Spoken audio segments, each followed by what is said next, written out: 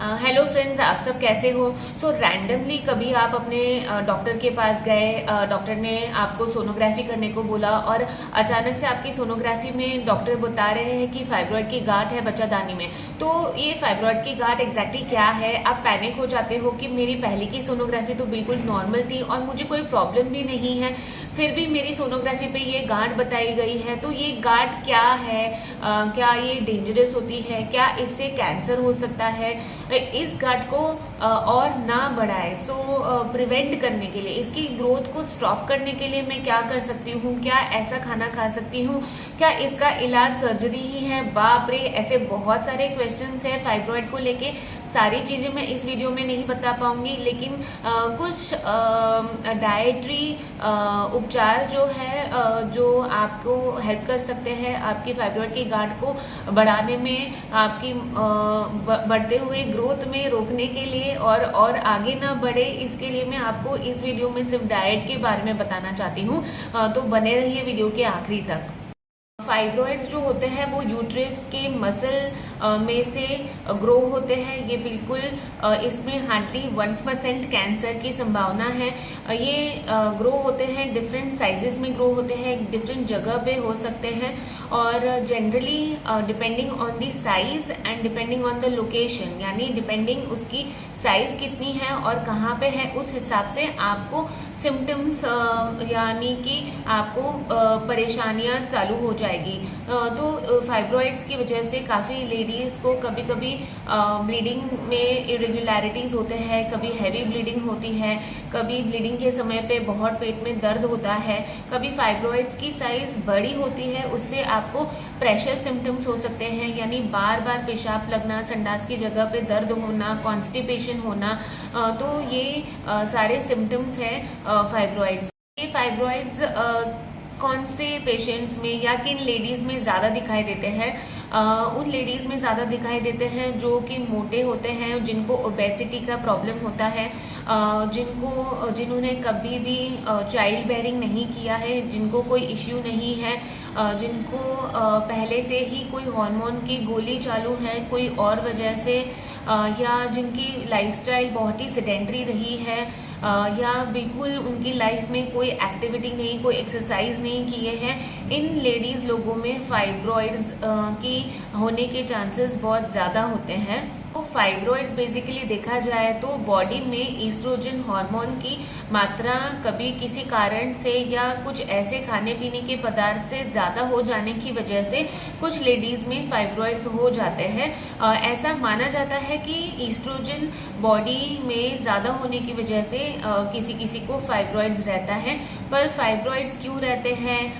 ये काफ़ी हद तक डाइट और एक्सरसाइज के बावजूद भी किसी लेडीज़ में आते हैं, तो उसका कारण हम शायद हेरिडेटरी भी मानते हैं कि कभी कभी जीन्स में ही फाइब्रॉइड है, तो पॉसिबिलिटी है कि फाइब्रॉइड हो सकता है जेनेटिक्स की वजह से, हेरिडेटरी की वजह से। आपके इंसिडेंटली आपकी सोनोग्राफी पे डॉक्टर ने आपको बताया है कि फाइब्रॉइड की गांठ है, या आप बिल्कुल हेल्दी हो लेकिन आपकी फैमिली हिस्ट्री में या आपकी मम्मी को या आपके फैमिली में किसी को फाइब्रॉइड्स की गांठ से दिक्कत है, तो आप ये खाने पीने में ये चीज़ें आप बिल्कुल अप्लाई कर सकते हो, जिससे कि आपकी फाइब्रॉइड की गांठ आगे बढ़े ना। तो मैंने जैसे बताया कि फाइब्रॉइड्स हाइपर ईस्ट्रोजेनिक स्टेट की वजह से होता है, तो आपको खाने पीने में फाइटो ईस्ट्रोजन से भरी जो रिच चीज़ें होती है उसको अवॉइड करनी है, यानी कि सोया मिल्क और सोया बीन्स जो है ये आपको अवॉइड करने हैं खाने पीने में। बाकी जो चीज़ें जो प्रोसेस्ड और पैक्ड फूड्स होते हैं ये भी आपको अवॉइड करते हैं, क्योंकि इसमें प्रिजर्वेटिव एक रहता है बेंजोथिओन सोडियम, जिससे कि आपकी फाइब्रॉइड बढ़ने के चांसेस बहुत ज़्यादा होते हैं। आपके खाने में रिफाइंड शुगर, रिफाइंड ऑयल इस्तेमाल नहीं करना है। रिफाइंड यानी कि प्रोसेस्ड होता है, यानी कि केमिकल से बनाया जाता है, तो ये बहुत ही हार्मफुल रहता है बॉडी के लिए। इससे ओबेसिटी के चांसेस बढ़ जाते हैं और इनडायरेक्टली फाइब्रॉइड के भी चांसेस बढ़ जाते हैं। तो रिफाइंड और प्रोसेस्ड चीज़ें आपको अवॉइड करनी है। आपको एक बैलेंस डाइट मेंटेन करके रखना है। अगर रिफाइंड शुगर नहीं आपको कंज्यूम करना है तो इसका हेल्दी ऑल्टरनेटिव अल्टरनेटिव में आप जैगरी और रिफाइंड ऑयल के हेल्दी अल्टरनेटिव में आजकल compressed cold compressed oils available रहते हैं, वो आपको इस्तेमाल करना है। Green vegetables like broccoli, cabbage, chia seeds, flax seeds, इसमें सारे फाइटोइस्ट्रोजेंस प्रेजेंट रहते हैं जो कि फाइब्रॉइड को बढ़ावा देते हैं। तो ये सारी चीज़ें आपको खाने पीने में थोड़ी कम लेनी है। ऑफ कोर्स आपको स्मोकिंग और ड्रिंकिंग अगर आप एक्सेसिव अमाउंट में ले रहे हो तो वो आपको अवॉइड करना चाहिए। कैफ़ीन भी आपको अवॉइड करना चाहिए। ज़्यादा मात्रा में कॉफ़ी इंटेक भी हार्मफुल रहता है बॉडी के लिए।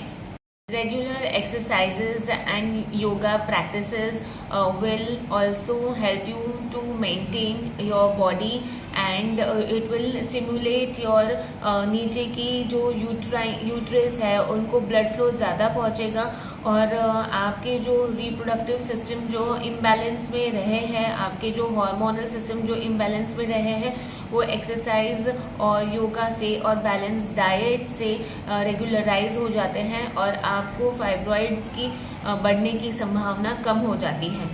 और एक इशू जो यहाँ से ये टॉपिक से रिलेटेड नहीं है, लेकिन फाइब्रॉइड्स जब भी किसी को डिटेक्ट होते हैं तो वो पहले जानना चाहते हैं कि उनको आगे चल के कंसीव करने में या प्रेग्नेंट रहने में प्रॉब्लम तो नहीं होगी।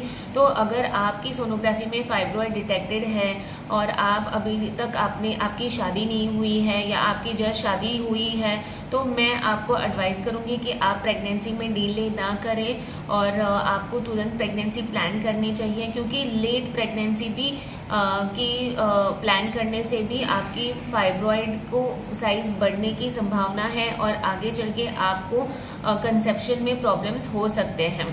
तो उम्मीद है कि इस वीडियो में मैंने आपके सारे टॉपिक्स कवर कर दिए हैं और आपको फिर भी फाइब्रॉइड से रिलेटेड कोई भी जानकारी चाहिए तो मुझे नीचे कमेंट्स में बता दीजिए और आपको और कौन से टॉपिक पे ये मेरे वीडियोस देखने हैं प्लीज़ मुझे बता दीजिए।